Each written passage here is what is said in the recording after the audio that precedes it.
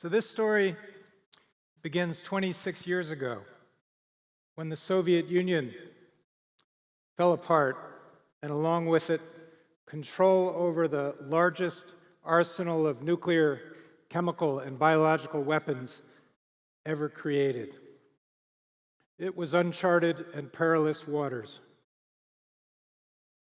And as the Soviet Union fell apart, two visionary senators, Sam Nunn from Georgia and your own Senator Dick Lugar from Indiana, passed legislation called the Nunn-Lugar Act that established the Cooperative Threat Reduction Program to help us deal with this new challenge, not of a strong Soviet Union threatening the United States, but a weak, collapsed state, perhaps unable to prevent the theft or diversion of weapons of mass destruction and the related materials and expertise.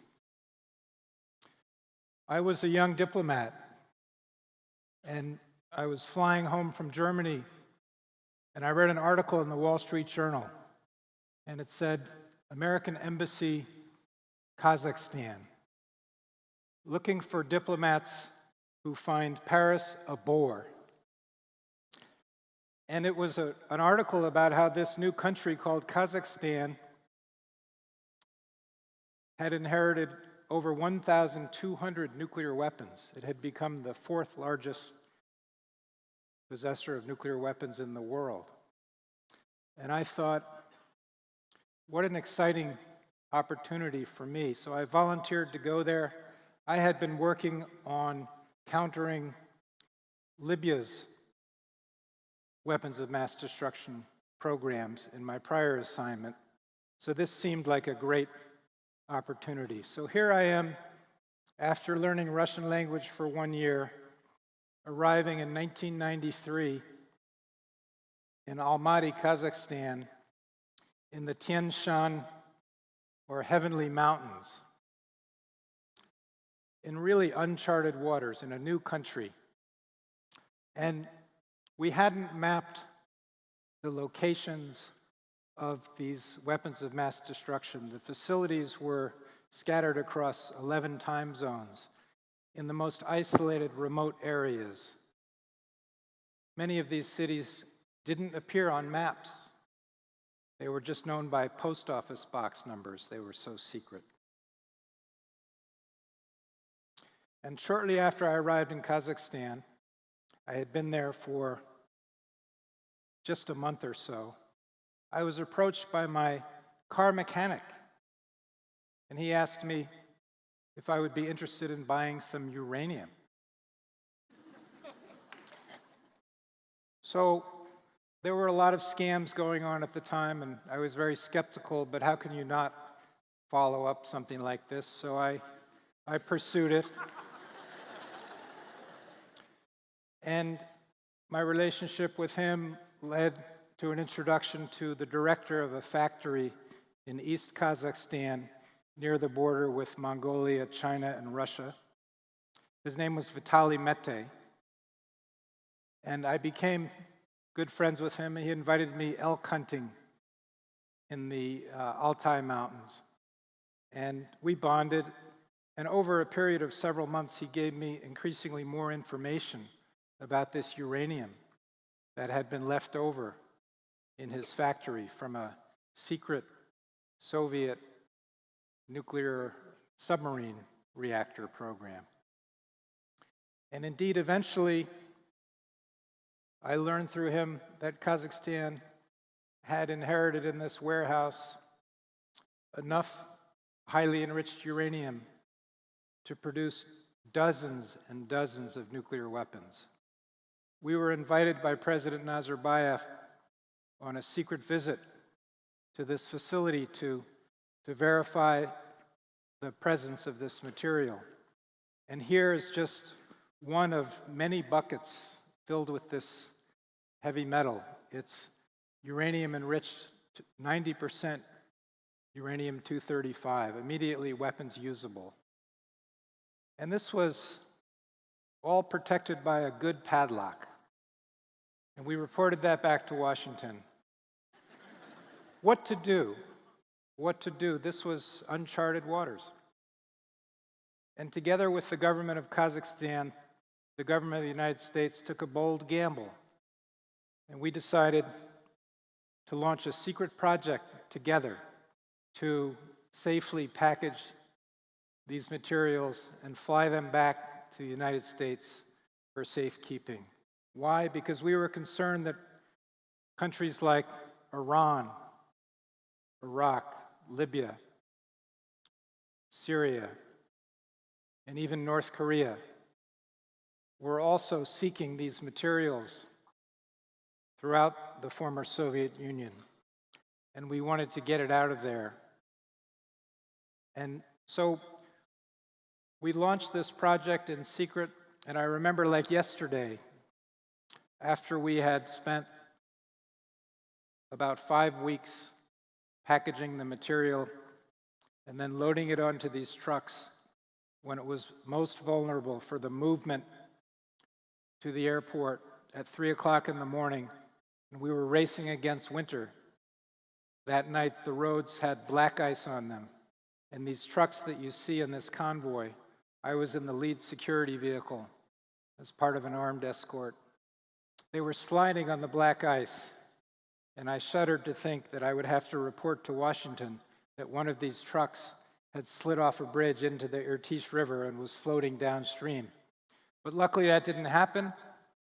We made it safely to the airport and loaded 2 C-5 Galaxy aircraft for one of their longest flights in history, literally halfway around the planet, back to the United States without any stops, with 3 aerial refuelings en route. And when this project was completed, when the material was safely secured in Oak Ridge, Tennessee, we announced to the world this accomplishment. It was truly defense by other means. One of the largest intelligence failures of the Cold War was that we missed the Soviet biological weapons program. We signed a treaty with them and other countries in 1975, the Biological Weapons Convention.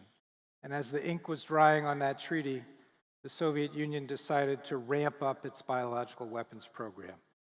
And this building here that I'm standing in front of is in a place called Stepnogorsk, Kazakhstan. It was one of those secret cities that was never on a map. And that building is 2 football fields long. It was the world's largest anthrax factory. And we were invited by President Nazarbayev to make a secret visit to this facility. And I led the first American team there in June of 1995. And confronted with this, what to do? We didn't have a playbook. These were uncharted waters. So what we did, with the approval of the government of Kazakhstan, we signed a contract with the very people who built this facility and operated this facility to destroy it safely and methodically. Here is one of 10 4-story high fermenters, bioreactors. The entire fermentation hall was at biosafety level 4 high containment. The workers wore spacesuits with breathable air. This facility was capable of producing, during a wartime mobilization period of about 8 months, of 300 metric tons of anthrax. The scale can only be called evil.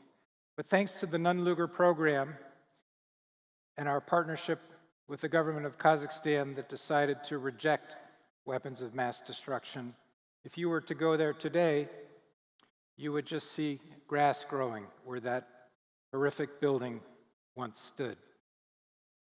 This is an island in the Aral Sea called Vozrojdeniya Island that we visited in June of 1995. It was the site of the Soviet Union's open-air biological weapons testing facility. They would, in one test, expose about 100 monkeys or other animals to biological weapons agents, and then bring them back into high containment laboratories to observe the onset of disease and evaluate the effectiveness of their biological weapons.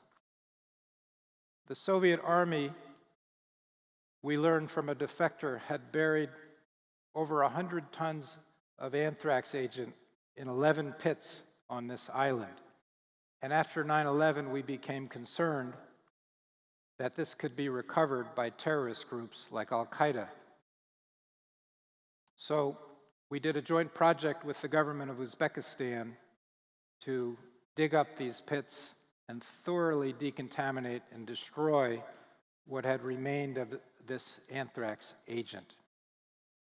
So that was another example of dealing with the legacy of these threats in a way that permanently eliminated the threat. Here I am in Kiev, Ukraine, with a brand new junior senator from Illinois. It's at a public health laboratory, and he looks concerned, and it's because from this kitchen-like refrigerator behind me, the director of the health lab handed me this tray with vials of Bacillus anthracis. That's the bacteria that causes anthrax. And we mapped many facilities like this throughout the Soviet Union. We were concerned that groups like Al-Qaeda and later ISIS could get their hands on these seed materials, starter cultures, to develop biological weapons for terrorist attacks.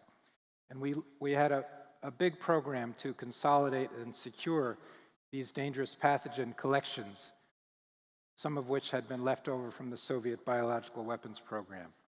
Now we're very concerned not just about these traditional biological weapons, but that advances in science and synthetic biology and gene editing make it possible to develop novel, enhanced pathogens as biological weapons. And countries like North Korea, although we don't hear about it because the news is dominated by their nuclear weapons and missile programs, they have been applying these new scientific tools to developing more deadly biological weapons. And we need to pay attention to this. I believe it's perhaps more likely that they would use biological weapons than nuclear weapons because they could do it with a fig leaf of denial.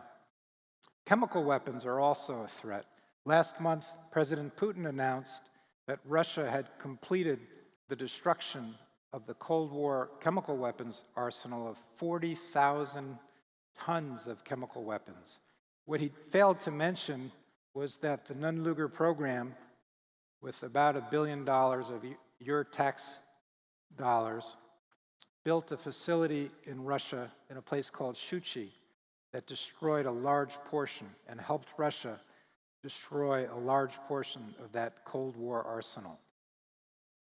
In Libya, which I had worked on in the late 1980s and early 1990s, I had the opportunity to visit a remote location deep inside of Libya at a place called Wadan. And I'm holding there the last of 517 artillery shells that were filled with mustard gas that could have been used by terrorists as an improvised chemical device. I had the pleasure of flying back by helicopter and then fixed wing to Tripoli that day, and I was pulled aside by the lead chemical engineer who said, "Andy," he said, "today's the proudest day of my life." And I said, "Why?" He said, "Since the mid-1980s, I was hired to work on Gaddafi's chemical weapons program. I helped build the factories and produce these chemical weapons, and today I had the honor of leading the project to destroy the last of them, and these weapons will never fall into the hands of terrorists." And it's people like him who are the real champions of this effort. And I learned in my career that it's individuals who make projects like this happen. They don't just happen because bureaucracies say we should do this. You really need champions. I'm also very concerned about fentanyls.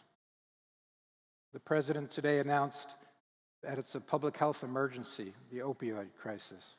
But what people don't realize is that fentanyls are also a chemical weapon that could be used by terrorists. In fact, in 2004, in Moscow, Chechen terrorists seized a theater like this, and the Russian special forces, through the air handling system, inserted fentanyls. And they used too much. They killed all 40 hostage takers, but also they killed over 100 of the hostages themselves. So fentanyls are not just a health threat, but they are a national security concern. And this is truly a new, uncharted water that going forward we need to pay close attention to. We also had an amazing project with over 30 countries involved, including the United Nations, to remove and destroy 1,300 tons of serious chemical weapons. And that was accomplished with leadership from the Department of Defense, technology developed by the US Department of Defense, but a true partnership between Russia, the United States, China, and European countries.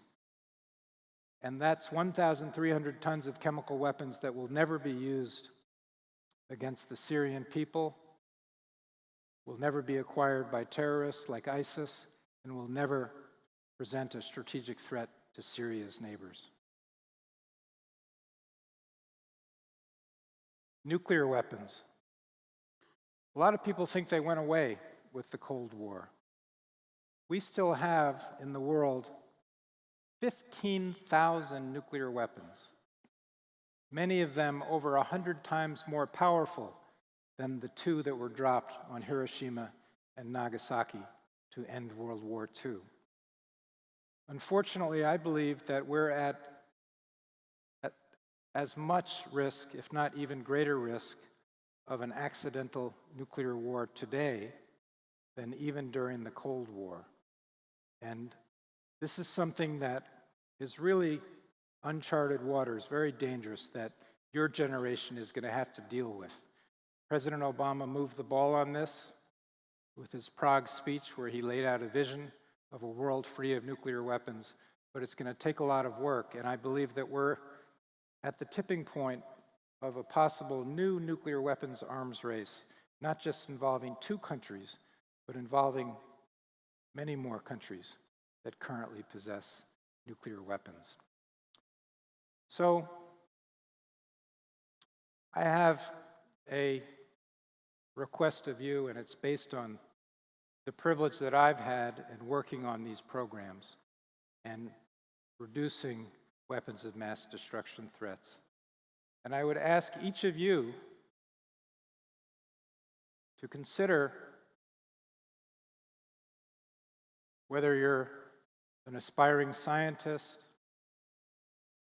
who could develop new drugs and vaccines to prevent biological weapons, or an aspiring journalist or an aspiring public servant, to consider carrying on this work